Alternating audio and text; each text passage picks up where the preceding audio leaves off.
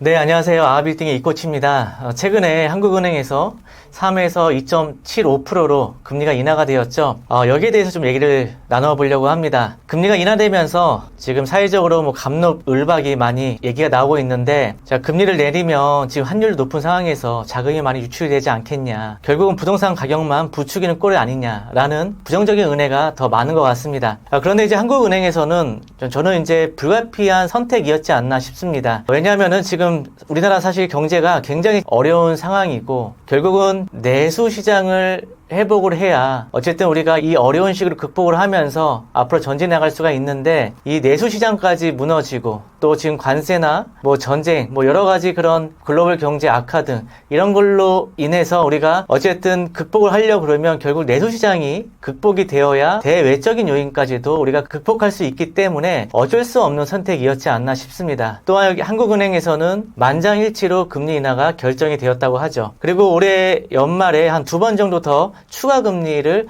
할 수 있다는 가능성도 내비쳤습니다.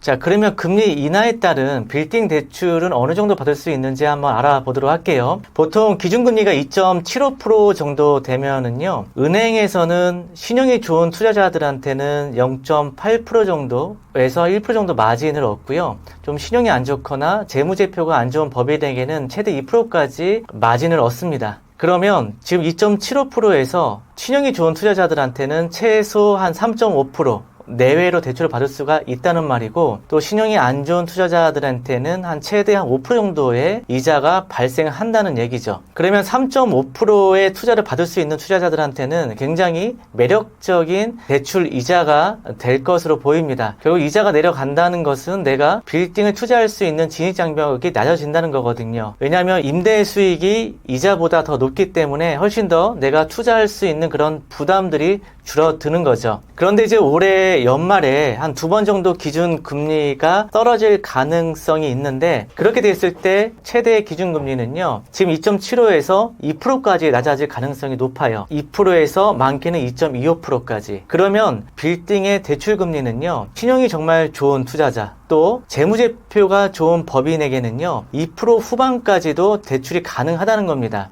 자, 2% 후반의 이자는요, 2018, 2019, 2020, 2021년도 그 저금리 때와 상황이 거의 비슷하게 되어지는 겁니다. 그러면 당연히 더 많은 투자자가 유입이 되겠죠. 물론 그때는 집가 상승에 대한 기대 수요가 많았기 때문에 더 많은 수요가 났었기도 했지만, 물론 지금은 사실 집가 상승보다도 지금은 이제 한번 경험을 했기 때문에, 이 불안기를 한번 겪었기 때문에 예전만큼 그런 투자 수요가 늘어나지 않겠지만, 금리가 낮아지면 어쨌든 예금 금리도 낮아지거든요. 그럼 결국 그 돈이 사실 갈 데가 없어지는 겁니다. 또 인플레로 인해서 또 화폐 가치는 떨어지고 통화량이 늘어나면서 또 물가는 오르고 자산 가치는 오르고, 결국은 다시 거래량이 늘어나면서 빌딩 수요, 부동산 수요가 회복이 될 수 있다라는 거죠. 자, 이 표를 보시면은요, 요 주황색 선이 기준금리고 요 파란색 선이 빌딩 거래량입니다. 반비례를 하거든요. 금리가 내려가면 거래량이 올라오고 금리가 올라가면 거래량이 떨어지죠. 이제 앞으로 이 기준금리가 이렇게 이제 내려가겠죠. 그러면 거래량은 이렇게 올라갈 가능성이 높습니다. 제가 좀 더 추가로 말씀을 드리자면은요, 이 바로 레버리지 때문에 그러거든요. 그러니까 아파트는 전세라는 제도를 통해서 갭 투자를 활용을 해서 거래량을 끌어올렸죠. 그런데 해금 정책으로 인해서 갭 투자가 안 되면서 이 아파트 거래량은 많이 줄어들었습니다. 그런데 빌딩은 전세라는 대출이 없고 대신에 대출이라는 레버리지가 있기 때문에 이 대출로 갭 투자를 발생을 해서 매매를 이끌어가죠. 그렇기 때문에 이 대출 이자에 따른 영향을 굉장히 많이 받을 수밖에 없는 겁니다. 특히 이 대출 레버리지는요, 이 투자 수익률과도 연관이 있는데요. 만약에 A 투자자가 현금 10억으로 대출을 20억짜리 껴서 30억짜리 건물을 투자를 했어요. 근데 이게 10년 후에 60억이 되었습니다.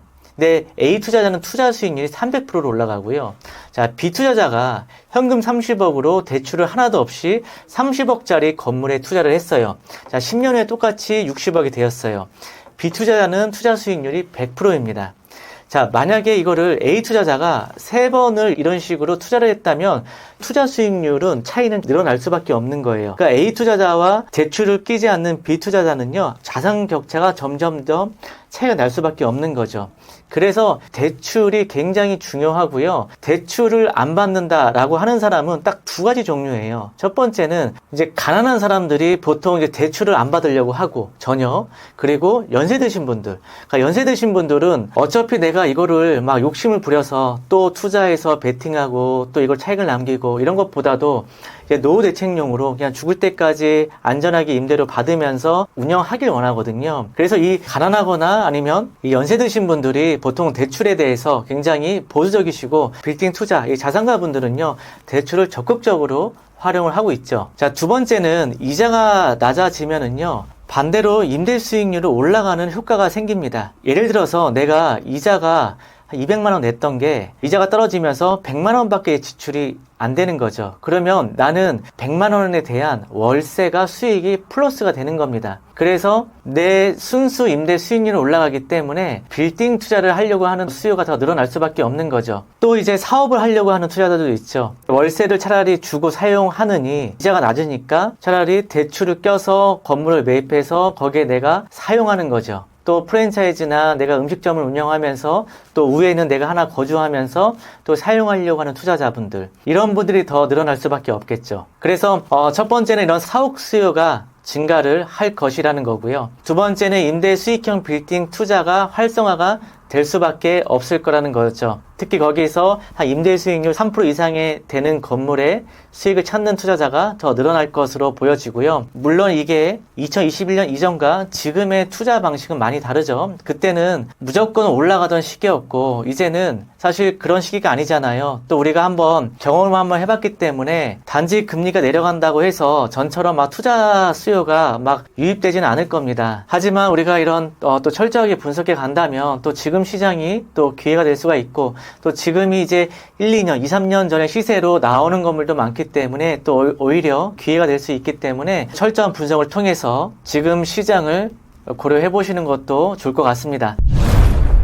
기존에 이제 건물 갖고 있으신 분들은 대출을 이제 대안을 해서 다른 은행으로 갈아타는 거를 좀 추천을 드립니다. 아마 지금까지 이제 대출 이자를 내고 계시는 분들은 대체로 이제 한 4에서 4.5, 많게는 한 5.5%까지 받고 계실 겁니다. 그러니까 지금 이제 이자가 내려갔을 때 은행을 한번 갈아타는 거죠. 4% 받던 분은 3.5% 갈아타시고 5% 받던 분은 4.5, 또 4%로 갈아타시면서 지출을 최대한 줄이는 거죠. 근데 아직까지 좀 만기가 도래하지 않으신 분들, 만기가 한참 남으신 분들은 또 중도상환 수수료를 그만큼 내야 되기 때문에 차라리 올해 이제 연말에 금리가 한 2번 정도 내려갈 가능성이 있기 때문에 연말이나 내년 초에 대안을 해서 은행을 갈아타는 것도 한번 고려를 해보시면 좋을 것 같습니다. 사실 이 대안을 하는 거를 잘 모르시는 분들이 상당히 많습니다.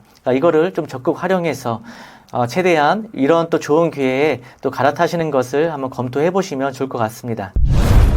저는 이렇게 생각을 합니다. 지금 사실 금리가 높은 거는 정말 사회적인 그런 부작용이 발생을 했다고 봐요. 경기가 한참 안 좋을 때 코로나 시절에 나라에서 경제를 살리겠다고 정말 한도 끝도 없이 돈을 풀어댔지요. 그 결과 거의 제로금리 수준으로 됐고 그 결과 오히려 대출을 안 받는 게 손해일 정도로 정말 너도 나도 대출을 많이 받아왔습니다. 은행에서는 오히려 제발 좀 대출을 해가라고 등을 떠밀을 정도로 굉장히 대출을 장려를 했는데 결국은 2, 3년 있다가 대출 1%, 2%였던 금리가 4%, 5%, 6%대까지 올라가면서 정말 많은 사람들이 그런 고금리에 상당한 고통을 겪고 있습니다. 그때는 대출을 제발 해가라고 하더니 이제는 빨리 돈을 달라고 하면서 오히려 돈을 못 갚고 재무제표 손실이 되면 금리를 더 올려버립니다.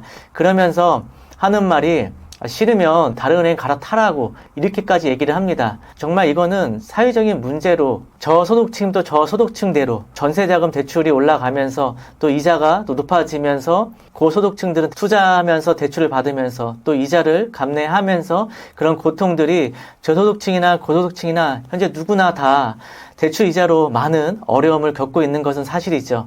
그래서 저는 이 금리 인하는 정말 당연하다고 생각이 들고 너무나 지금 경제가 어렵고 이 내수 시장을 반드시 회복을 해야 되고 그렇기 때문에 우리가 지금 앞으로 놓여있는 숙제들, 트럼프 관세, 또 계엄으로 인한 경제 사정, 또 정치적인 안정, 또 전쟁으로 인한 그런 것들이 아마 올해 다 해결이 될 것인데, 결국은 이제 어쨌든 우리가 이런 금리가 인하가 돼서 결국 내수 시장이 좀 회복이 되면서 다시 좀 안정을 찾으면서 경제를 살려가는 그런 정책들이 필요하다고 봅니다. 올해 좀 전망을 말씀을 드리자면, 일단 올해 연말에 이자가 2번 정도 낮춰지기 때문에 이 투자는 사실 기대 심리로 투자를 하거든요. 그래서 아마 3월, 4월부터는 많은 이제 투자자들이 점차 들어올 것으로 보여지고요. 또 올해 풀지 못할 수건들이 해결될 해라고 봅니다. 일단 우크라이나 전쟁도 아마 올해 해결이 될 것 같고요. 또 계엄으로 인한 여파, 정치적인 해결도 올해 안에 정리가 될 것이고, 금리도 낮춰질 것이고, 또 우리나라가 정말 작년, 재작년 바닥을 찍고 이제 회복하는 시점이기 때문에 우리나라 사람들의 그런 근성, 으쌰으쌰 하는 그런 문화, 자, 이런 걸로 봐서는 충분히 우리나라가 이제 올해부터는 회복하고 더 전진해 나아갈 수 있는 그런 해일 거라고 좀 희망적인 섞인 말씀을 드립니다. 자, 오늘 영상은 이것으로 마치도록 하고요. 저는 더 유익한 영상으로 찾아뵙도록 하겠습니다. 감사합니다.